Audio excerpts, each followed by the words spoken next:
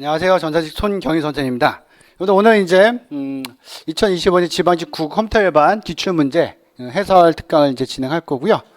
일단 여러분들 이제 그 수업 듣기 전에 먼저 해설지를 먼저 출력하셔서 같이 이제 보면서 이제 수업을 들으시면 될 것 같고, 일단 수업은 일단 여러분들 이제 뭐 기본 이론반이라든지 문제풀이반을 어느 정도 들으신 분들 위주로 수업을 할 거기 때문에 뭐 아주 자세한 거, 뭐 트랜지션이 뭐냐 이런 거부터 이렇게 설명할 건 아니기 때문에 일단 해설지를 같이 이제 보시면서 설명을 제가 이제 진행을 해볼게요. 일단 난이도는 이제 뭐 컴퓨터 일반도 그렇고 이제 그 정보 보호론도 이제 실제 수업에서는 제가 이제 지방직 동영 모의고사도 훨씬 더 이게 수준 높은 문제들을 좀 많이 풀어봤는데, 그것보다는 이제 뚜껑을 따봤더니 사실은 난이도는 좀 국가직 2025년 국가직이나 이제 작년 지방직보다는 좀 낮았다라고 생각하시면 되고요. 그래서 전반적으로 이제 그 전공 과목에 대한 점수는 좀 올라갈 것이다라고 생각이 돼요. 그래서 이렇게 난이도가 좀 낮아진 시험에서 일단 제일 중요한 것은 실수를 안 하는 게 제일 중요해요. 그래서 실수를 해서 문제를 틀리게 되면 굉장히 타격이 크기 때문에 그런 점들 좀 조심하셔야 되고요. 1번부터 한번 같이 해설 한번 진행해 볼게요. 1번은 이제 트랜지션의 성질, 데이터베이스에서는 트랜지션 문제 중에서 굉장히 기본적인 문제죠. 그죠? 그래서 ACID라고 해서 이제 앞글자는 다 맞게 되어 있는데, 디펜던시가 아니라 이제 듀러빌리티죠. 그래서 이제 원자성, 일관성, 독립성, 그 다음에 영속성이 돼야 되는데, 엉뚱한 이제 위존성을 넣다 해서 뭐 간단히 어렵지 않게 풀 수 있는 문제다라고 보시면 되고, 실제 이제 시험에서 이건 좀 이제 쉽게 나온 거고, 가장 중요한 특성은 사실 이제 원자성이잖아요. 원자성. 그래서 원자성에 대한 것들을 일단 제일 시험 문제로 많이 내고, 이 네 가지를 뭐 지금처럼 이렇게 한글로 써놓고 영어 단어를 쓸 때도 있지만, 아니면은 그냥 영어만 써놓고 쓸 때도 있죠. 뭐 영어 단어가 굉장히 어려운 건 아니지만 그래도 여러분들이 정확하게 알아놓으셔야 되고, 아이솔레이션 같은 경우는 독립성이라고 나타냈지만 이제 데이터베이스 이제 7급 시험에서도 이제 격리성 아니면 독립성, 격리성이라는 게 조금 더 의미적으로 많이 이제 쓰이죠, 사실은. 그죠? 그래서 같이 알아놓으시면 좋을 것 같아요. 그래서 각각이 어떻게 어떤 특성을 갖고 있다라는 것도 충분히 또 앞으로 문제로 나올 수 있기 때문에 그 부분 유념해서 이제 준비하셔야 되고, 1번은 뭐 간단히 볼 수 있죠. 4번이 정답이다라고 보시면 되고요. 2번도 이제 IP 주소 문제 치고는 좀 굉장히 좀 간단하게 나온 문제다라고 보시면 돼서, IP 주소에 대한 설명을 옳은 것이라고 되어 있는데, 일단 IPv4는 이제 8바이트다라고 되어 있는데, 이제 옳은 걸 찾는 거죠. 이제 IPv4 같은 경우 이제 실질적으로 이제 주소 자체는 4바이트죠. 왜냐하면 이제 총 이제 우리가 보통 32비트로 많이 나타내잖아요. 그죠? 그래서 8바이트가 아니라 이제 4바이트, 32비트니까. 그죠? 그거 간단한 거 낸 것이고. 근데 옳은 걸 찾는 거니까, IPv6도 우리가 일반적으로는 32비트랑 128비트 4배잖아요, 이게. 그죠? 128비트인데, 근래 문제 중에서도 제가 이제 지방직 동영 모의고사에서도 16바이트라는 걸 쓴 적은 있었는데, 요걸로도 표현을 꽤 많이 해요. 그래서 요건 맞죠. 16바이트다. 그래서 2번은 맞는 내용이 되고, 3번에 IPv6 헤더 크기는 20바이트다라는데, 20바이트는 이제 40바이트죠. 그래서 이제 IPv6 같은 경우는 이제 그 헤더가, 기본 헤더가 물론 있어서 이게 고정으로 들어가죠. 그러니까 IPv4 같은 경우는 확장 헤더가 없으니까 길이가 가변이잖아요. 적었다 컸다 하는데, 얘 같은 경우는 이제 확장 헤더가 존재하기 때문에 기본 헤더는 40바이트로 고정이 돼 있다라고 보시면 되고, 그 다음에 IPv4 주소가 이제 143이란 말이에요. 143 시작이. 그럼 이제 C 클래스가 아니라 B 클래스에 해당되는 거죠. 그래서 우리가 이제 가장 많이 암기하는 게 사실은 C 클래스가 192부터 213이다. 요게 이제 제일 많이 출제되기 때문에 그런데, 요랑 더불어서 이제 B 클래스까지는 알아놔야죠. 실제 시험에서도 C 클래스 위주로 뭐 서브넷을 만들거나 이런 걸 많이 내지만 B 클래스를 낼 때도 있고, 지금도 B 클래스가 나온 거죠, 사실은. 143이면 요 안에 포함되는 것이기 때문에 요까지는 반드시 범위를 기억을 해 놓으셔야 돼요. 그래서 어떻게 보면 IP 주소에 대한 것도 IPv6에 대한 것들을 좀 굉장히 좀 자세한 내용으로, 그죠? 좀 깊이 있게 문제를 낼 수도 있었는데, 요건 약간 헷갈리긴 하지만 빨리 보다 보면 헷갈릴 수도 있어요. 조심해야 되는데, 일단은 난이도가 높진 않았다라고 보시면 되고, 2번 정답은 이제 2번으로 보시면 되죠. 그래서 1번, 2번 이렇게 풀 때 보통 이제 뭐 작년 같은 경우까지 문제가 보통 한 5번 정도까지, 올해도 그랬지만 좀 쉽게 나왔었는데, 올해 문제는 지방지 문제에서 이제 5번까지가 아니라 그 뒤에 문제들도 좀 기본적으로 빨리빨리 풀 수 있는 문제들이 많이 나왔어요. 그래서 그런 문제들이 쭉 연달아 나오다 보면은 시간의 압박이 또 있다 보니까 실수를 하는 경우가 많으니까 그런 것도 좀 조심하셔야 되고요. FCD도 요즘 들어서 몇 번 나왔죠. BCD, ASCII, FCD 6, 7, 8이잖아요. 그죠? 그래서 어째 8비트니까 2의 8승 계죠. 256개에서 기억은 맞고 6비트는 BCD잖아요. BCD고. 근데 7비트 데이터 비트 1개 ASCII 페리티 비트로 구성된다. 그래서 8개는 맞는데 그래서 이렇게 표시되는 거 실제 그죠? 이렇게 표시되는 것은 이제 보통은 ASCII 코드에서 이렇게 표시가 되죠. 그죠? 그래서 7비트라고 하는데 이제 데이터 비트가 7개이기 때문에 그렇다. 그래서 요 두 가지는 다 틀렸다. 니은은 BCD, 디귿은 ASCII 코드가 돼서 결국은 기억만 이제 맞는 게 됐다. 실제 이제 FCD 코드는 이제 존 비트가 4개 있고 디짓 비트가 4개 있죠. 그래서 그 내용도 밑에 있죠. 그래서 이런 내용도 같이 써서 또 출제할 수 있으니까 같이 묶어서 보시면 돼요. 그래서 근래 이제 한동안 안 나오다가 BCD, ASCII, FCD 를 출제를 했었고 그 다음에 또 나왔던 게 이제 유니코드 16비트짜리 또 한번 출제가 됐었고 그 다음에 또 여기 나온 것 같아요 지금. 그래서 앞으로는 이렇게 많이 나올 것 같지는 않지만 지금 기출로 나왔던 거 정도는 여러분들이 좀 기억을 잘 해 놓으셔야 돼요. 3번 정답은 이제 기억이 되죠. 1번이 된다라고 보시면 되고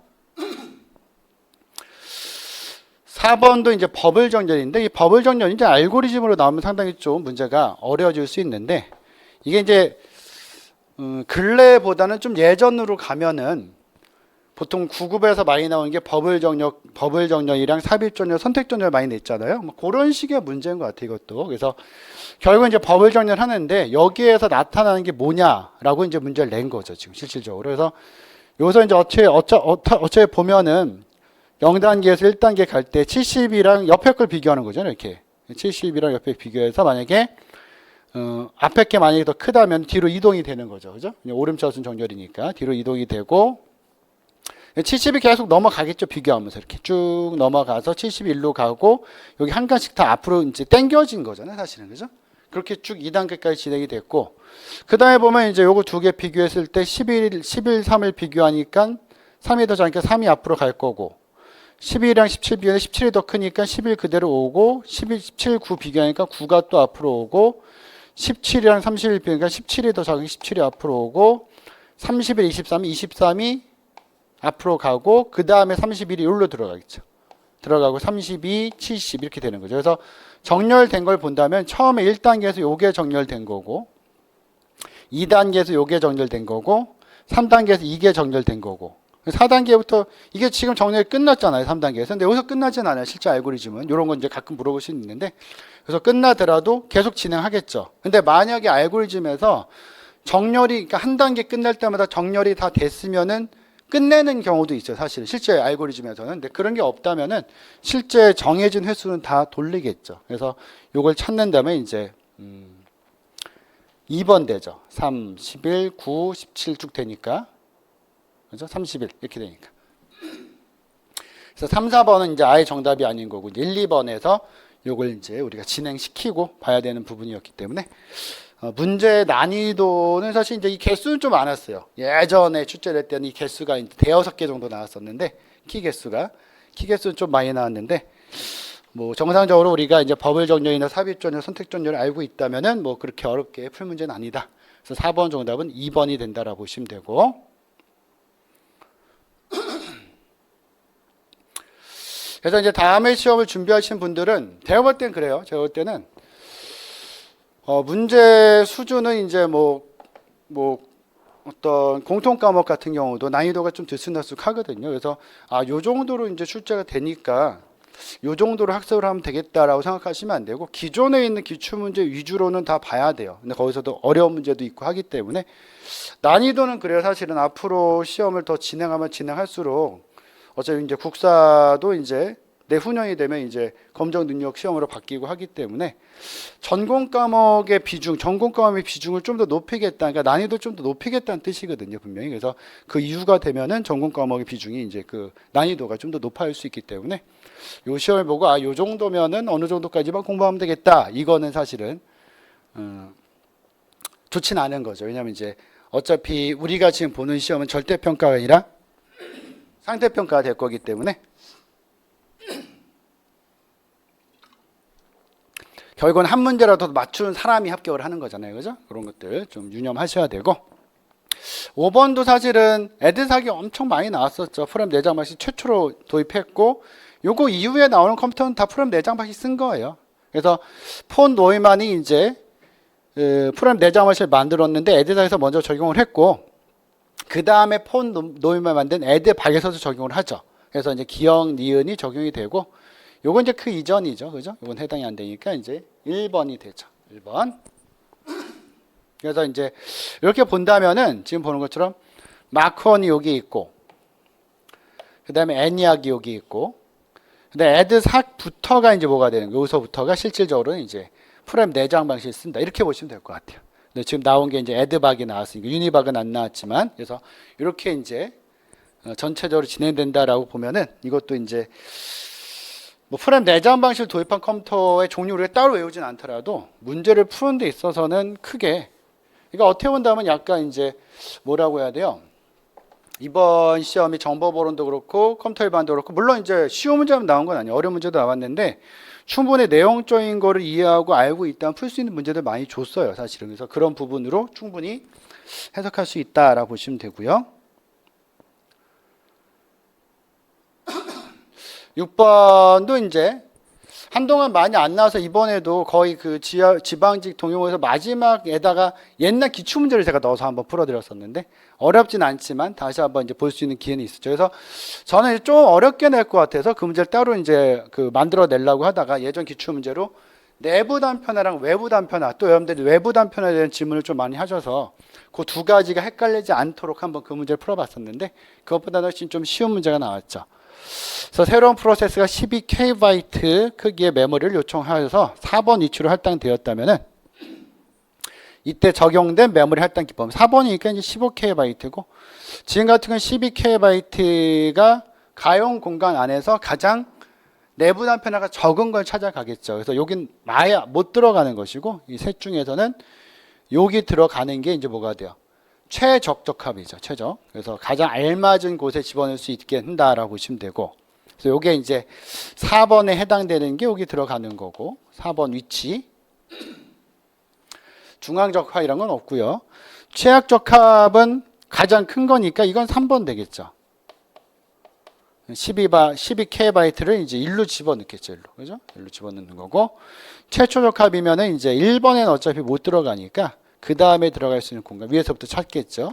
25KB가 되니까 이제 2번이 되겠죠. 그래서 이렇게 이제 진행될 수 있고 지금은 이제 어차피 4번 위치로 할당된다라고 줬기 때문에 정답은 3번이 된다. 그래서 실제 시험에서는 이제 이 세 가지를 다 찾는 것도 되고 아니면 이제 내부 단편화, 외부 단편화를 또 찾는 것도 출제를 하기 때문에 같이 이제 알아서. 그러니까 이 문제는 그런 것 같아요. 난이도는 되게 쉽죠. 어떻게 보면 어렵지 않은 문제지만 주기적으로 계속 내는 문제니까 언제든지 앞으로 또 나올 수 있다라고 생각하시고 정리를 해놓으시면 될 것 같아요. 6번 정답은 3번으로 보시면 되고요.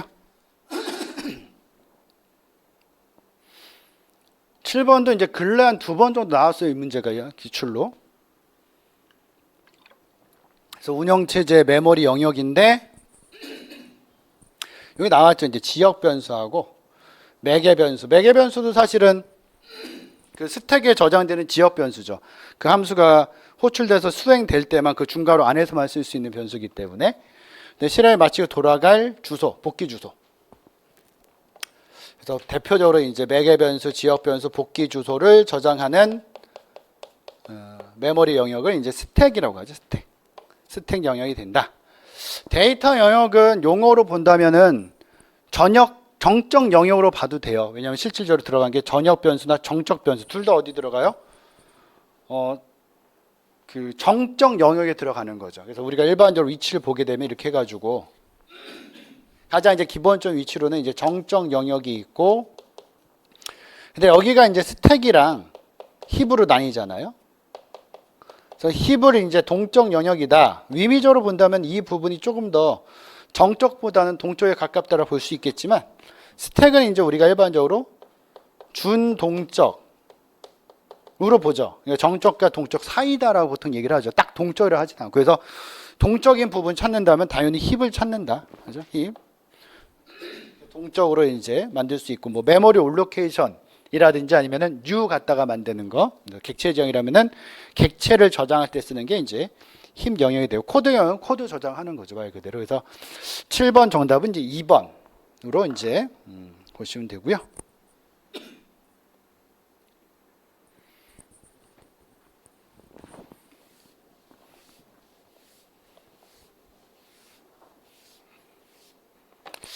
팔 번은 컴퓨터 네트워크에 대한 설명으로 옳지 않은 것은, TCP는 이제 연결 지향적이고 커넥션 오리엔티드죠. 그래서 이제 이걸 보통 쓸 때 문제에서 TCP는 연결형이라고 많이 쓰잖아요. 근데 정확한 말은 연결 지향형이죠. 커넥션 오리엔티드니까. 그냥 연결형은 커넥션이 되고 그건 사실 물리적 연결을 뜻하는 거거든요. 근데 얘는 물리적 연결을 말하는 건 아니기 때문에 커넥션 오리엔티드, 한글로 할 때 연결 지향적, 연결 지향형이 정확한 말이고, 근데 이제 우리 교재, 뭐 일반적인 대학 교재나 문제에서도 그냥 연결형이라고 쓸 때도 있거든요. 그것까지는 봐줘야죠. 그렇게 나올 때 있으니까. 다만 이제 비연결형 그럼 잘못된 거고, UDP가 이제 뭐가 돼요? 커넥션 리스가 되니까 그게 비연결형이죠. 근데 이제 거꾸로 써놓을 때 많잖아요.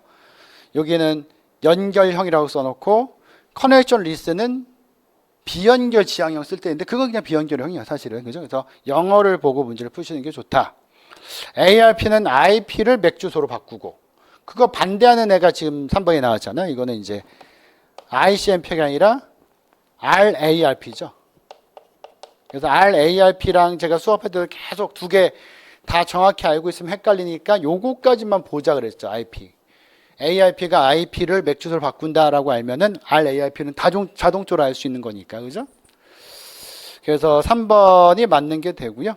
그 다음에 IPv4에서 B클래스의 마지막 16비트는 16비트를 호스트 주소로 쓸 수 있다. 그래서 A클래스부터 해가지고 이렇게 나뉘잖아요. 4개 있으면. 그죠? A클래스는 이렇게 되는 거고, B클래스가 16개, 16개죠. 16개, 16개. C클래스가 이렇게 되는 거니까. 그래서 이쪽이 다 이제 네트워크 아이디가 되는 거고, 이쪽이 호스트 아이디가 된다. 그래서 이제 A 클래스, B 클래스, C 클래스인데 B 클래스가 이제 둘 다 16바이트, 16바이트. 그래서 네트워크 주소도 16비트를 쓰고, 그 다음에 그 호스트 주소를 쓸 때도 16비트를 쓴다. 이렇게 같이 묶어서 보시면 되고. 그래서 뭐 이것도 난도 자체는 1번부터 여기까지 쭉 올 때 여러분들 좀 이제 아드레날린이 좀 많이 나왔을 것 같아요. 근데 이제 실제 시험에서는 또 그렇게 하다 보면 또 실수를 하기 때문에 항상 이제 강조해서 말씀드리지만, 난이도가 생각보다 좀 높지 않게 나왔을 때는 진짜 실수를 줄여야 돼.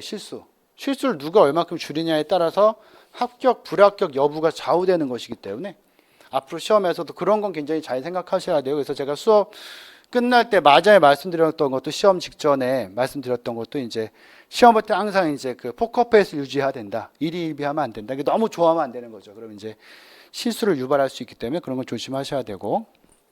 근데 중위순회예요. 중위순회면은 왼, 중 오잖아요. 그럼 얘가 이제 왼쪽 서브트리고 이게 오른쪽 서브트리고 이게 중간이란 말이죠, 지금. 그럼 A가 어떻게든 하여간에 이렇게 중간에 갈 거 아니에요. 이쪽은 일로 갈 거고, 이쪽은 일로 갈 거고. 이 문제도 되게 이제 빨리 풀 수 있는 문제들, 그냥 문제 보자마자 쭉 쓰고서 이걸 찾는 게 아니라 소거해야죠. 답이 아닌 거. 그럼 일단 얘는 아닐 거 아니에요. A가 맨 앞으로 들어갈 수는 없죠. A는 중간에 들어가야 되니까. 중간에. 그리고 지금 분명히 왼쪽 서브트리랑 오른쪽 서브트리가 있기 때문에 A가 맨 앞에 있는 거 지워버리고요. 이거 이제 봤더니 이건 중간에 있어요, 하간에. 근데 얘는 또 오른쪽에 있단 말이에요. 이건 안 되죠. 어떻게 보면 얘네들 같은 경우는 오히려 중외노 같은 게 될 수도 있는 거고 사실은. 그죠? 이 중간의 과정은 지금 제가 따로 보지 않아서 이제 모르겠는데 얘도 마찬가지로 왼중오는 될 수, 그러니까 왼중을 한다. 왼오중은 될 수 있겠죠. 만약에 한다면. 왼오중은 될 수 있겠죠. 이건지는 제가 확인하지 않았는데 이렇게. 왜냐면 어차피 지금 중이 A니까. 그래서 얘 같은 경우는 뭐예요? 전이 순회가 되는 거고. 그러니까 전이 중이 후에도 우리가 외울 건 아니고 뭐로 생각하면 되겠어요? 기준이 중간이니까 중간이 어디 있냐? 중간이 맨 앞에 있다 전이, 중간이 맨 뒤에 있다 후이. 중간이 중간에 있으면 뭐가 돼요? 중이가 되는 거죠. 그죠? 그렇게만 찾아도 충분히 3번을 답으로. 그러니까 이런 문제는 사실은 이걸 쭉 다 순서를 적어서 문제를 풀면은 뭐 적게 걸려도 뭐 한 30초에서 1분가량 걸릴 수 있는데 지금처럼 문제 풀다면은 한 10초 정도면 풀지 않을까 생각돼요. 뭐 다른 거 다 필요 없잖아요. 일단은 요거 다 필요 없고 요거만 생각해서 A가 중간에 있는 거 아닌 것만 지우는 거죠. 그래서 어떻게 보면 이제 9번 문제 같은 건 이제 그 선재위원들도 시간을 적게 쓰고 푸는 거를 물어본 문제예요. 사실은 이건. 중위순위를 잘 줄 아냐 이걸 물어본 것보다는 이 구조에서 문제를 빨리 풀 수 있도록 한 거다. 그래서 중위순위 하게 되면 제일 먼저 왼이니까 D, 그 다음에 왼, 중이니까 B가 되고, 그 다음에 오른쪽에서 왼중 오니까 HEI, DB, HEI 이렇게 될 거고, 그 다음에 A 나오고, 그 다음에 여기서도 왼중 오니까 FCG가 되죠. FCG. 그래서 이제 3번을 정답으로 찾을 수 있는데, 이렇게 다 써서 푸는 게 아니라, 아까처럼 필요 없는 거, 답이 아닌 걸 지워서 풀면 훨씬 더 빨리 풀 수 있다. 시험장에서는 반드시 여러분들 문제를 그렇게 푸셔야 된다라고 보시면 되고 정답은 3번이 되고요.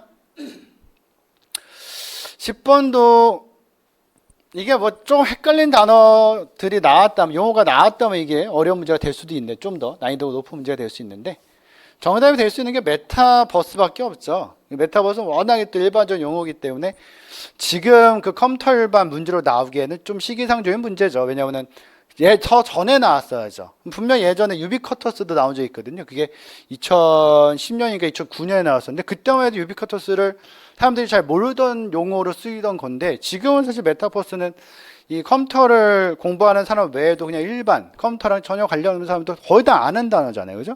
그걸 냈다는 것은 사실 이제 뭐 맞출 수 있도록 낸 문제라고 해석할 수 있겠죠. 그래서 데이터 기반의 가상세계를 확장해서 가상공에서 모든 활동을 할 수 있게 만드는 기술이 된다.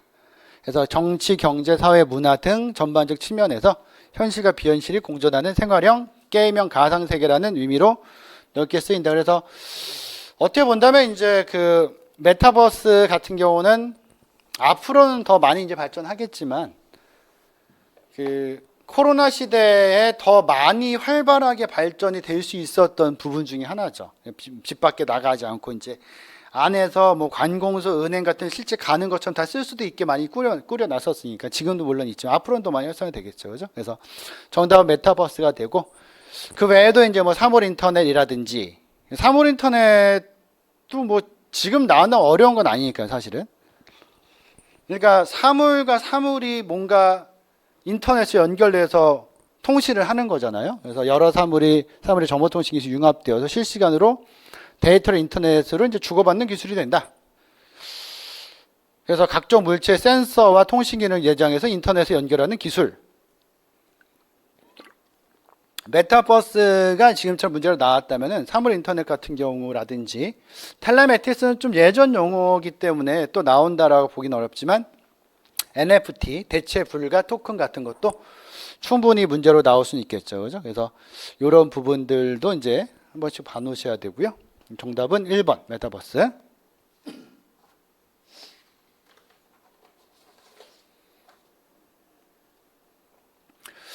11번은 이게 이제 파일 크기, 웨이브 파일 크기 보는 거거든요. 사실 이게.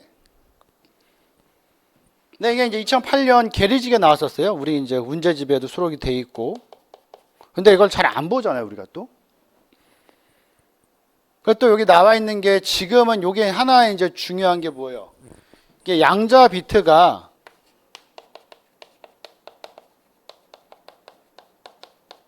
이 양자 비트가 사실은 그 샘플 샘플당 비트라고 보시면 돼요. 샘플링 비트라고 해야 되겠죠. 그죠? 같은 말이 된다라고 보시면 돼요. 한 샘플에 해당되는 비트가 몇 비트냐 이걸 말하는 거니까. 결과적으로 이제 40K 헤르츠에다가 4만 헤르츠 정도로 생각하면 되겠죠. 에다가 10비트를 곱하고 60초 시간 곱해야 되겠죠. 시간. 그 다음에 채널 수가 지금 스테레오는 2개가 되잖아요.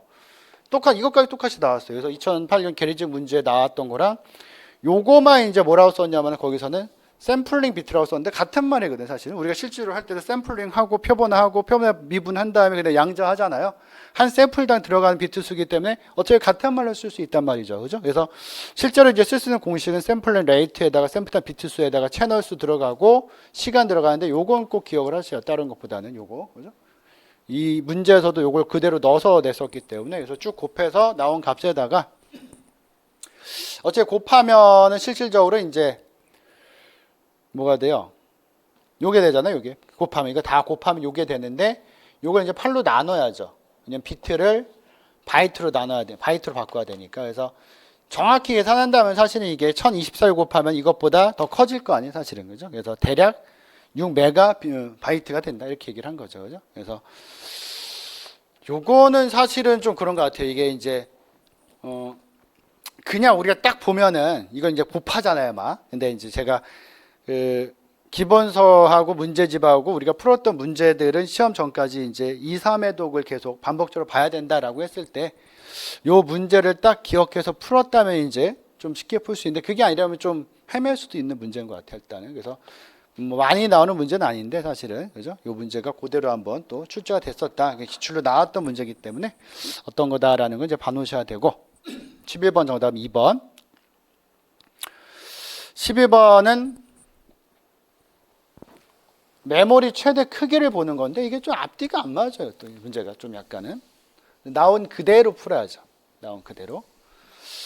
일단은 12비트 명령어를 사실 쓰진 않죠. 12비트 명령어 형식에 대해서 직접 주소 지정 방식으로 지정할 수 있는 메모리 최대 크기는 메모리 최대 크기, 주소수를 본 게 아니라 그럼 메모리 최대 크기를 알기 위해서는 일단 뭘 알아야 돼요? 1워드가 몇인지를 알아야 되고 1워드가 여기 들어가는 내용일 거니까 그 다음에 이게 이제 몇 개인지 알아야 될 거 아니야. 몇 개인지는 지금 나와 있어요. 주소가 7비트니까 2에 7승 하면은 여기는 128개가 되겠죠. 128개 주소가 될 수 있고 0부터 127까지 될 수 있고 그럼 요거만 딱 보면은 이거 어차피 하나의 명령 일로 들어가니까 요거만 보면 이게 사실 12비트잖아요. 명령 하나씩 넘겨줄 거니까. 그죠? 근데 여기서 이걸 줬어요. 조심해야 돼요. 뭘 줬냐면 이걸 줬어요. 하나의 주소 공간 비트는 1바이트라고 줬단 말이에요. 또 1바이트. 이게 1바이트라는 거예요. 1바이트. 무슨 말인지 아시겠죠? 1바이트짜리 몇 개 있어요? 128개 있다는 거죠. 몇 비트, 몇 바이트의 전체 크기가 128바이트가 되는 거죠. 조금 앞뒤가 안 맞아요. 문제가 일단. 근데 나온 그대로 풀어야 되겠죠. 문제 어쩔 수 없죠. 나온 그대로 풀어야 되기 때문에 128바이트가 된다. 12번 정답은 이제 1번으로 보시면 될 것 같고 항상 이런 것들은 문제에서 주어진 수치에 대해서 어떤 의문심을 가질 필요는 없고요. 우리가 이제 이 메모리 최대 크기를 뽑기 위해서는 요걸 알아야 되잖아요. 요거하고 요걸 알아야 되니까 결과적으로 그것만 문제에서 정확히 끄집어내면 돼요. 그래서 거기에 대한 답을 여러분들이 찾을 수 있도록 만드시면 되겠다라고 생각하시면 되고 그래서 12번 정답은 1번으로 보시면 되고 조금 제가 볼 때는 이제 문제 이것도 문제 되게 이제 그 우리 지방직이나 국가직 시험에서 잘 출제한 문제들이 많이 있는데 이것도 뭐 잘못 출제했다 이건 아니지만 조금 더 이제 이렇게 뭐라고 해야 돼요? 전체적인 이제 개념 자체를 논리적으로 딱 아구가 맞게 만든 것 같진 않다라는 생각은 들어요. 근데 나온 그대로 어차피 그런 게 함정이 될 수도 있기 때문에 나온 그대로 문제를 풀 수 있도록 보시면 될 것 같고 13번 같은 게 이제 1, 2번에 들어있으면 이게 좀 약간 짜증날 문제죠. 시간이 좀 더 걸릴 수 있겠다 이런 생각이 들어서 짜증날 텐데 1번부터 12번까지 그래도 좀 쭉 편안하게 문제를 풀어와서 이게 그렇게 막 시간적으로 부담되거나 그러진 않았을 것 같아요. 그래서 지금 이제 해설에다가는 제가 일반적으로 그냥 제가 일단 넣은 거는 이제 일단 다 십진수로 바꿔서 놨어요. 십진수로 바꿔서 푸신 분도 꽤 있을 것 같아요. 그래서 쭉 풀면은 얘만 이제 92가 되니까 정답이 이제 4번이 되는데, 근데 뭐 실제 풀 때는 제가 볼 때는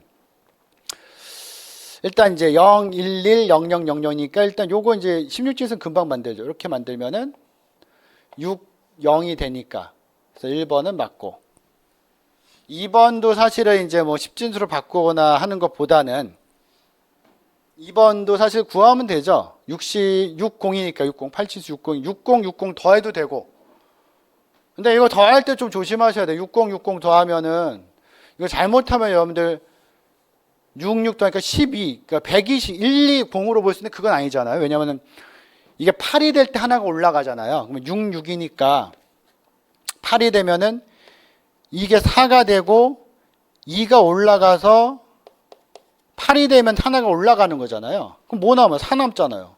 140 되는 거란 말이에요. 일단은 만약에 8진수에서 덧셈 한다면. 근데 여기 익숙치 않잖아요. 우리가 많이 안 하니까 생각해야 되니까. 그래서 아마 이것보다는 제가 볼 때는 이걸 이진수로 바꿔서 하신 분들 많을 것 같아요. 그러니까 60이니까 110, 6, 0이잖아요. 8진수. 000 이게 될 거 아니에요. 그럼 결국 두 개 더한 거잖아요. 이거. 아마 이렇게 푸신 분들 많을 것 같아요. 0000에다 11 더하면 0에다가 1이 올라가고 111이니까 1에 1이 되면은 요거잖아요. 그대로. 10진수 96이 될 거니까. 그래서 2번까지도 아마 이렇게 푸신 분이 많이 있을 거고요. 이제 3번에 이제 우리 잘 하지 않는 건데 곱하기를 또 넣어놨어요. 그래서 이런 것들은 오히려 여러분들 10진수를 바꿔서 하신 분들도 많을 거란 말이죠. 그래서 전체적으로 봤을 때는 제가 이것까지 쭉 보고 나서는 이 10진수로 바꿔서 푸는 게 좋을 수도 있겠다 해가지고 해서는 제가 10진수로 넣어놨는데 아마 다양한 방법으로 푸셨을 거라고 생각이 돼요. 얘도 곱하면 돼서 곱하는 거 뭐 우리가 이 곱하는 걸 별로 본 적은 없으니까 그렇다고 뭐 어려운 건 아니지만 해보면 되겠죠. 이렇게 되면 이제 여기서부터 곱하는 거잖아요. 근데 여기서부터 여기 곱하고 나면 더 이상 곱하는 게 의미가 없잖아요. 다 0이니까. 그러니까 그렇게 어렵진 않다고. 그런데 1이 막 더 들어가 있으면 이게 더 이제 시간이 들어가서 그럴 때는 오히려 10진수로 바꿔가지고 곱하는 게 더 나을 수도 있는데 여기밖에 없으니까 요거 곱하면 이렇게 곱할 거 아니에요? 그럼 0, 0, 다 0이죠. 0 될 거고 1로 곱하니까 1, 0, 0, 0 하나, 둘, 셋, 넷, 셋, 넷 그다음 1, 1 0, 0 이렇게 될 거 아니에요. 근데 그 다음에 곱하는 건 의미가 없으니까 그대로 쓰게 되면은 0, 0, 0, 0, 0, 1, 1이 된단 말이에요. 그럼 얘랑 똑같잖아요. 어차피 하나, 둘, 셋, 넷 다 1, 1 이게 될 거니까. 그래서 뭐 다양한 방법을 이렇게 뭐 모르는 건 아니지만 다음에 나한테 풀 수 있도록 해놓는 것은 좋을 것 같아요. 일단 이렇게 보시면 되고. 마지막으로 이제 46에 대해서 왼쪽 시프트 왼쪽 산수 시프트 1회 한다. 그러니까 46이 요거잖아요. 00, 10, 1110, 12, 2, 4, 8, 30이니까 40에 46일 거 아니에요, 이게? 왼쪽으로 1비트씩 시프트 하게 되면 이게 이렇게 움직이는 거니까 0, 1, 0, 1, 1, 1, 0, 0이 되니까 그럼 이제 1, 2, 4에다가 8에다가 16에다가 32, 64 요거 더하면은 92가 나오죠. 92. 그래서 이제 저기에 나와 있는 그 92가 아닌 거고 그냥 요거만 보더라도 요거랑 요건 다르잖아요. 분명히. 다르니까. 그죠? 그걸로 이제 찾을 수 있게. 그래서 아마 제가 볼 때는 저는 지금 이제 해설을 그냥 깔끔하게 10진수로 바꿔서 해 놓으려고 이렇게 쭉 풀어 놨는데 제가 지금 푼 것처럼 푸신 분들이 많을 것 같아요. 실제로는. 그래서 요거 그대로 16진수 보고 근데 이거는 2진수 바꿔서 요게 나오는지 또 살펴보고 요거는 이제 실제 이제 곱해보고 그냥 곱해보거나 곱하는 게 좀 난 익숙치 않다 그러면은 10진수 바꿔서 하신 분도 있을 것 같고 이건 어쩔 수 없이 2진수 바꿔서 이제 10부도 해야 되는 거니까 그렇게 이제 정답을 찾게 되면은 아마 요거는 이제 그 앞문제들보다는 시간을 조금 이제 써야 되는 문제가 아니었나 라고 생각이 돼요. 13번 정답은 4번이고 이런 문제를 막 조바심 나서 막 빨리 풀다가 실수하게 되면은 진짜 이건 이제 어떤 마이너스 5점이 그냥 확 되는 거죠. 다른 사람들의 격차가 10점까지 될 수 있는 거죠. 다른 사람 맞춰서 플러스 5점인데 난 마이너스 5점이다 그러면 이제 10점의 격차 날 수 있는 거기 때문에 특별히 더 시간을 좀 더 들이더라도 확실하게 푸는 게 중요해요. 사실은. 그렇게 위해서 이제 그 전에 과목들 시간을 좀 잘 조절해서 여러분들 문제를 푸셔야 되는 것이고 14번도 이제 근래 나왔던 문제, 예전부터 나왔던 문제고 근래 나왔던 문제보다는 훨씬 또 난이도가 좀 쉽게 나왔죠. 전체 크기가 이제 32K 바이트고요. 32K 바이트. 그 4웨이 지판 연결 사상 쓰고 있고, 그러니까 하나의 이제 그 세트에는 4개 블럭이 들어간다라고 보시면 되고, 각 캐시 블럭의 크기는 64바이트다. 그럼 요걸 알 수 있겠네요. 일단 이렇게 보면은 전체 크기가 32K바이트인데 요거는 몇이에요? 요거는 64. 요 하나가 64K바이트. K란다. 64바이트.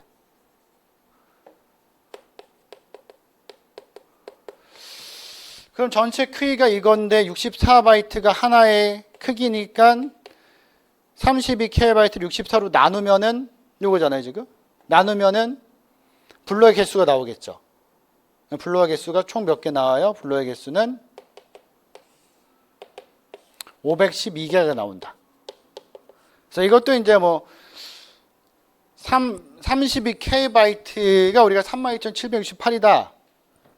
그러니까 이게 15승이잖아요. 그렇게 이제 외우고 있는 분들도 꽤 있더라고요. 그렇게 하시면 이렇게 해도 되는데 아니면 그냥 이렇게 승으로 해도 되겠죠. 2의 15승이니까 2의 15승 나누기 이제 이것도 볼 때 2의 5승이고 2의 10승이니까 결국 곱하기 그죠?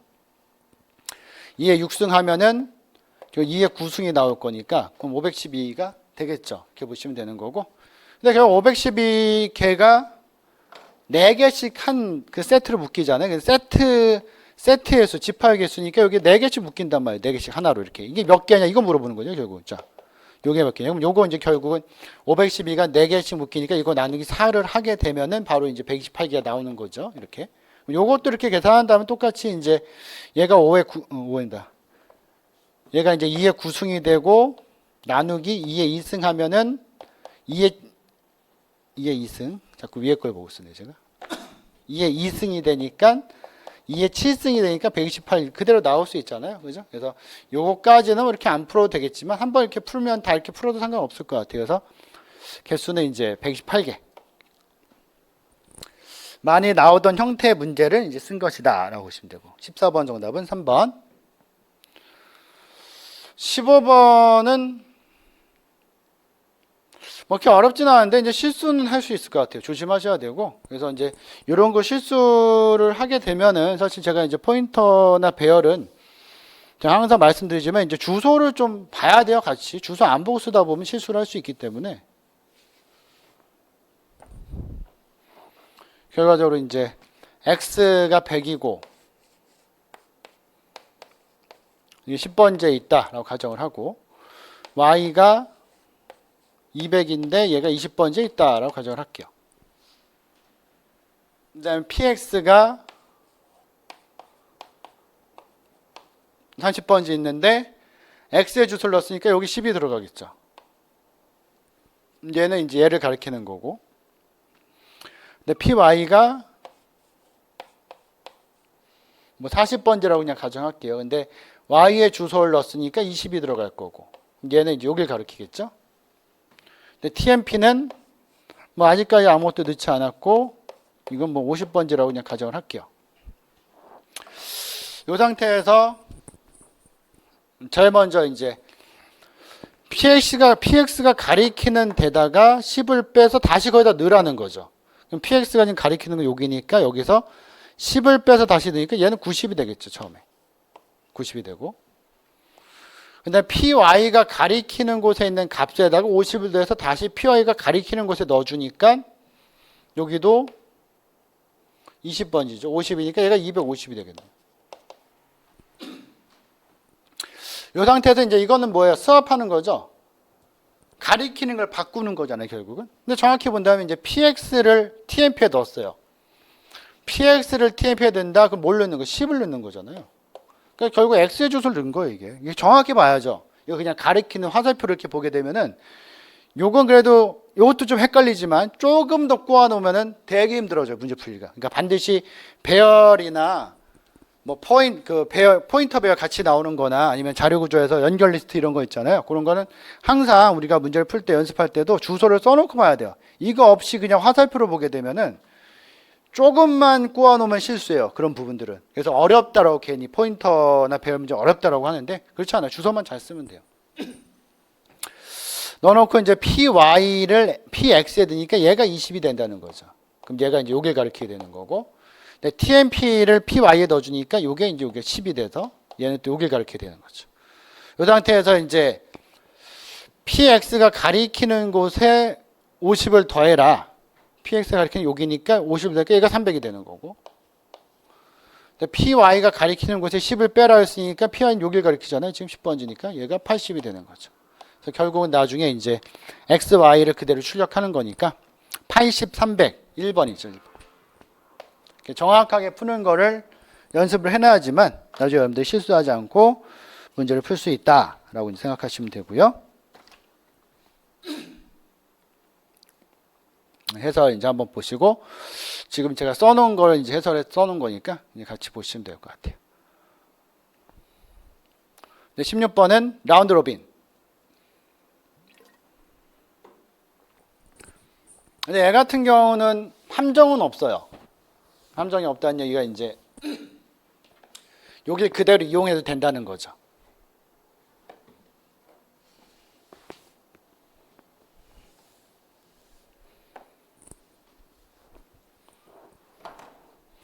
그래서 쭉 쓰면은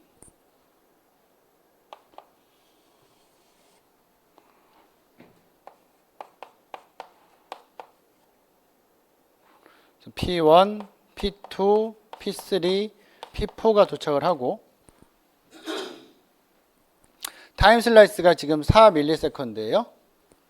그러니까 제일 처음에 이제 P1이 4초를 쓰겠죠.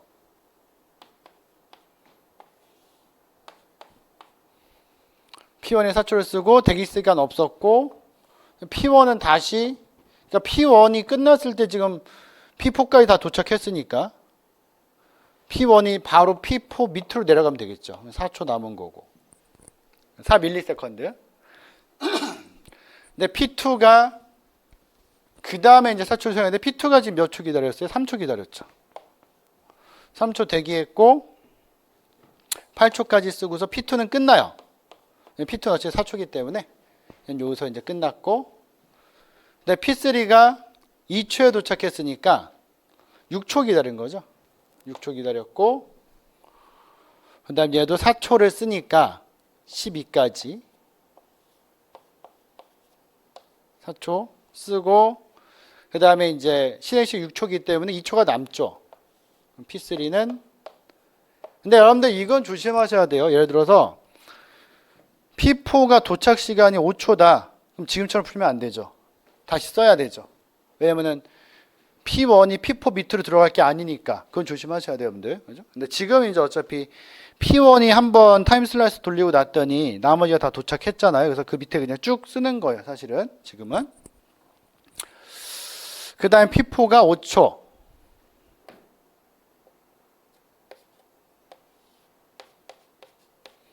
P4는 3초에 도착했으니까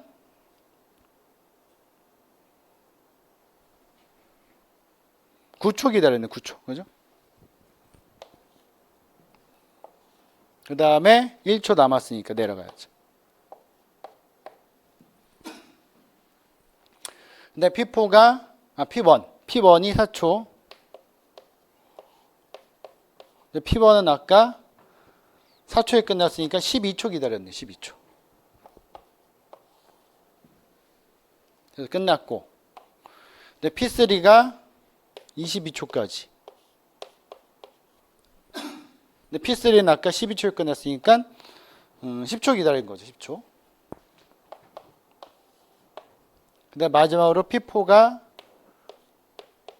22초부터 수행이 되고, P4는 아까 16초에서 6초 기다렸네. 6초. 그래서 이걸 쭉 더하면은 제가 밑에 이제 계산해 놨는데 쭉 더하면은 요거 하나 잘못 썼나 본데 제가. 잠깐만요. 여기에서 P3가 P3 잘못 썼어요. 제가 이걸로 봤어요. 이거 조심해야 돼요. 8초에 끝났으니 8초에 된다. 12초 끝났으니까 8초죠. 8초. 이거 제가 잘못 썼어요. 이런 거 조심하셔야 돼요. 그러니까 막 쓰다 보면은 그래서 이 대기 시간을 여기 잡은 상태에서 쓰는 게 좋아요. 전 설명하다 보니까 이렇게 쓰고서 쓰다 보니까 이제 요걸 안 보고 요걸 보고 쓰게 되잖아요. 잘못하면 그죠? 조심해야죠. 여기서 끝났지만 여기서 시작한 거잖아요. 여기가 아니라. 근데 제가 아까 이걸로 봐서 조심하셔야 돼요. 그래서 다시 보면은 3, 0, 3, 6, 9, 12, 8, 6 더하면 이제 44가 되고 이 44를 4로 나누면 이제 11 밀리세컨드가 되겠죠. 그래서 뭐 다른 함정이나 이런 건 없었는데 뭐 말 그대로 문제를 좀 빨리 풀려고 막 하다 보면 또 실수할 수 있으니까 그런 거 실수하지 않도록 하시는 게 좋겠죠. 그래서 16번 정답은 2번이 된다라고 보시면 되고 17번 파이썬도 그냥 일반적인 거 냈죠. 레인지는 뭐 그전에도 아마 기출로 나왔었죠. 이거 우리 문제로도 몇 번 봤었는데 이게 이제 하나 조심할 게 요 밑에도 있지만 이제 전까지라고 항상 했잖아요. 스타트가 있고 스톱 전까지. 그래서 아예 그냥 스톱 마이너스 1이라고 썼죠. 제가 이렇게. 한마디로 한다면은 요게 지금 몇이에요? 하나, 둘, 셋, 넷, 다섯, 여섯, 일곱, 여덟, 아홉, 열, 열하나, 열둘. 그죠? 그러니까 12개인데 실제로는 뭐예요? 12 마이너스 1이니까 이게 결국은 2에다가 11에다가 3이 되는 거랑 똑같은 거죠. 이렇게. 그러니까 이게 이제 10인데 이 스톱이 뭐예요? 스톱 전까지니까 결국은 10일까지가 되는 거죠. 10일까지. 이렇게 되는 거죠. 그래서 이 스텝이 이제 3이니까 3씩 증가하니까 2부터죠. 2부터 하나, 둘, 셋, 5, 하나, 둘, 셋, 8, 하나, 둘, 셋. 이거 하나 잘못 썼네, 이거. 그죠. 이렇게 하고 11. 이렇게 되는 거죠. 이렇게 쭉 해서 요거 잘못 썼어요. 여기 인덱스 써야 되는데 제가 인덱스를 안 써놓고 썼네. 인덱스 꼭 써야 돼요, 여러분들. 6, 7, 8, 9, 10, 11이니까 요거 두 번째 그다음 2에서 하나, 둘, 셋이니까 다섯 번째 하나, 둘, 셋이니까 여덟 번째 하나, 둘, 셋이니까 이렇게 되겠죠, 이렇게. 그죠? 결국 이제 RST에다가 3이랑 6이랑 9랑 12를 누적하는 게 되는 거죠, 결국은. 그죠? 그래서 일단 조심하셔야 되는 것은 여기 이제 우리가 길을 아니까 실제 여기 들어가는 건 이제 12가 되는데 12 전까지다라고 생각하면 되겠죠. 요거 하나 조심하셔야 돼요, 항상. 이렇게 들어가서 결과적으로 들어가는 건 이제 두 번째 인덱스, 다섯 번째, 여덟 번째, 11번째 인덱스를 갖다가 더하는 거기 때문에 결국은 3, 6, 9, 11을 더해서 더하면 이제 몇이 돼요? 30 되죠, 30. 9에다가 18에다가 30이니까, 그죠? 이렇게 되는. 그래서 요거 이제 뭐 많이 봐서 어렵진 않겠지만 실수하지 않도록. 그리고 아까 제가 쓴 것도 제가 막 빨리 보려고 하다 보니까 그냥 쭉 썼는데 인덱스 꼭 쓰고 봐야 돼, 인덱스 여러분들. 항상 C나 뭐 자바나 어떤 게 나와도 배열은 이건 리스트지만 배열 같은 경우는 다 이제 이렇게 인덱스 써놓고 봐야지만 실수하지 않는다. 그래서 17번 정답은 이제 4번으로 보시면 되고요. 네, 18번 이제 애저일이 나왔는데 애저일 문제치고는 이렇게 뭐 어렵진 않은 것 같아요. 뭐 애저일 문제가 대부분 다 요런 거 많이 냈잖아요. 요런 거 지금 뭐 애저일도 나왔었고 애저일에서 XP도 나왔었고 요런 거 요거 반대로 써서 틀리게 냈었죠. 포괄적 문서보다는 작동한 프로그램이 더 가치를 준다 이런 거 나왔었는데 아니면 요런 거 많이 나왔죠. 계획하기보다는 그러니까 적응해라. 그죠? 계획하기보다는 뭐 적응할 수 있도록 그런 거 실제 많이 나왔었는데 지금 여기서 이제 어차피 애자일이고 이제 익스트림 프로그래밍 XP가 익스트림 프로그램 자체가 이제 그 사용자 요구 사항을 극한까지 들어보자 이런 의미도 있다고 그랬잖아요. 근데 여기 이제 뭐라 해야 되냐면 구현 단계에서는 고객의 추가 요구 사항을 반영하지 않는다. 계속 반영할 수 있어요. 어차피 우리가 큰 소프트웨어 하나를 그냥 이렇게 만드는 게 아니라 애자일 기법이라는 것은 아주 짧은 그 주기로 릴리즈를 계속 만들어 붙이는 형태거든요. 이렇게 붙일 수도 있고, 아니면은 이게 첫 번째, 두 번째는 전체를 대충 만들어 놓고 이걸 계속 더 정형화 시키는 거거든요. 사실은 더 좋게 만드는 거, 이런 방식을 쓰는데 이제 이걸로 많이 설명을 하죠. 사실은 왜냐 에자일 자체가 우선 중소규모에 많이 쓰니까. 그래서 구현 단계에서도 고객의 요구사항 계속 추가할 수 있다, 이렇게 들어가야 되겠죠. 그래서 3번이 지금 잘못된 게 되고, 보통 이제 여기 나온 내용들을 많이 내죠. 이런 것들. 그래서 계획보다는 이제 적응 쪽. 프로세스 중심이 아니라 사람 중심. 근데 뭐 전체적인 전반적인 문서보다는 제대로 작동하는 소프트웨어. 개혁 협상보다는 고객 협력에 중점을 두고. 계획에 따르게 되면 변화, 이건 뭐 이거랑 같은 말이고. 그다음에 모든 경우에 적용되는 것은 아니고 중소형이 있어요. 대규모는 안 돼요. 대규모는 안 되고 그게 아까 이제 그 단점이 될 수 있는데, 그래서 이제 아키텍처 설계, 구조적인 설계라든지 아니면 프로타이핑 같은 데 아주 적합하죠. 좀 규모가 작은 것들, 이런 것들 하는 게 적당하다. 그래서 18번 정답은 이제 3번이 된다라고 이제 보시면 되고요. 저때 에자일을 이제 좀 보신 분들은 어렵지 않게 염두에 보셨을 것 같아요. 이거 어려웠죠, 근데 이게 이제 객체지향 설계 원칙이거든요, 사실. 근데 이게 9급에서는 사실 나온 적이 없죠. 거의 없고 7급에서는 나온 적이 꽤 돼요. 7급에서 꽤 많이 나왔어요, 이게. 근데 각각을 깊숙이 들어가면 되게 어려워요, 사실은. 근데 여기서 이제 문제에서 뭐라고 썼냐면은 이게 답을 줄 수 있으니까 원래 이제 위존 관계 역전의 원칙 같은 경우는 뭐라고 써주는 거냐면은 지금 본처럼 이제 구체 클래스가 아닌 인터페이스 위존하여 변화에 대처한다, 이렇게 써주거든, 실제로. 근데 여기서 이제 인터페이스까지 써주면은 더 이 내용을 좀만 알아도 보기 편할 것 같으니까 이렇게 하면 쓴 거죠. 구체화가 아닌 추상화에 의존해야 된다, 이렇게.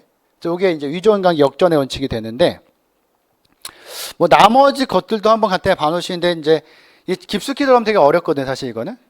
그래서 요거만 간단히 설명드리면은 뭐라고 되냐면은 구체 클래스가 아닌 인터페이스 의존해서 변화에 대처한다.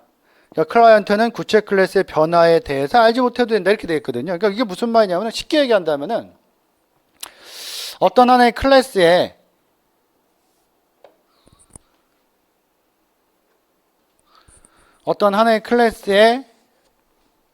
예를 들어서 뭐 메소드 같은 게 있어요. 메소드가 5개 있는데 이 5개 메소드 중에서 우리가 이 코드를 운영함에 있어서 이 2개 메소드는 변화가 엄청 많은 거예요. 계속 바뀌어야 돼요. 뭔가 바꿔야 되고 막 이래요. 근데 만약에 요걸 그냥 하나의 클래스로 그냥 쓴다면은 얘네 때문에 나머지가 위험해지거든, 사실은. 왜냐면 요거 고치다가 나머지를 실수로 잘못할 수도 있고 이것 때문에 나머지가 제대로 동작 안 할 수도 있는 거죠. 그래서 이렇게 많이 변화되고 얘네들은 변화가 거의 없는 거예요. 그래서 이럴 때는 어떻게 하자? 이걸 이제 아예 그럼 여기다가 구체 클래스는 그냥 이렇게 변화 많이 되지 않는 거를 뽑아 놓고 변화 많이 되는 것은 인터페이스로 따로 뽑아 놓자, 이런 개념이에요. 인터페이스로 변화 많이 되는 걸 끄집어 놓고 2개를 이제 연관관계 시켜 놓으면은 실제 우리가 뭔가 변화가 진행돼서 변화할 때 아까 얘를 직접적으로 이 클래스를 건드렸어야 되지만 지금 뭐만 하면 돼? 이것만 건드리면 되거든요. 그럼 구체 클래스, 이 클래스 자체는 아예 건들 필요가 없는 거죠. 그럼 이제 나중에 변화가 많은 어떤 소프트웨어를 쓸 때도 이렇게 쓰게 되면 문제가 발생하지 않는다, 이런 개념이에요, 사실은. 이런 개념. 그런 개념을 설명한 건데 뭐 쉽지는 않죠. 이 문제가 어떻게 보면은 객체지향 설계 원칙을 모른다, 전혀 보지 않았다 하면 되게 어려운 문제가 될 수 있는 거죠. 그래서 이렇게 들어갈 수 있다라고 보시면 되고, 앞으로는 이것도 이제 조금씩 봐놓긴 해야 될 것 같아요. 그래서 뭐 자세하게 보진 않아도 이렇게 뭐 간단하게 나머지를 우리가 수업 시간 중에 좀 살펴볼 필요가 있겠다라고 생각이 되고요. 그래서 19번 정답은 4번이 된다라고 보시면 되고, 일단 위상정렬 잘 안 나오는데 이제 근래도 한번 나왔었는데 위상정렬이 또 나왔죠. 근데 위상정렬에 대해서 이제 앞에 나왔던 것보다 이게 조금 더 난도가 높은 것 같아요. 위상정렬 일단은 방향 그래프예요. 위상정렬은 방향 그래프고, 방향 그래프여야지만 그러니까 선후를 알 수 있는 거죠. 전후를 알 수 있죠. 뭘 공부하고 다음 걸 공부한다. 컴퓨터 일반을 공부하고 자료 구조 공부한다. 이렇게 되는 거죠, 사실은. 이건 안 되죠. 이건 방향 그래프 아니잖아요. 무방향 그래프. 화살표가 아니잖아요, 이게. 화살표가. 그래서 이건 아예 안 되고요. 그다음에 방향 그래프고 전후 관계를 파악할 수 있어야 된다는 것은 일단 사이클이 형성되면 안 돼요. 그럼 뭐가 먼저 진행되는지 모르잖아요. 그러니까 얘 같은 경우는 A를 공부하고 B를 공부하고 D를 공부하고 C를 공부한다. 되잖아요. 근데 여기서 화살표 이렇게 있으면 이게 또 서열이 정리되지 않잖아요. 이게 또 C를 그러니까 만약에 뭐 B를 공부하려면은 A만 공부하면 되고 D를 공부하려면은 A, B를 공부하면 되고 C를 공부하려면 다 공부해야 될 거 아니에요, 이거. 요건 되죠. 방향이 있으니까. 요건 아예 안 되는 거고. 근데 애 같은 경우 뭐가 형성돼요? 사이클 형성돼요, 지금.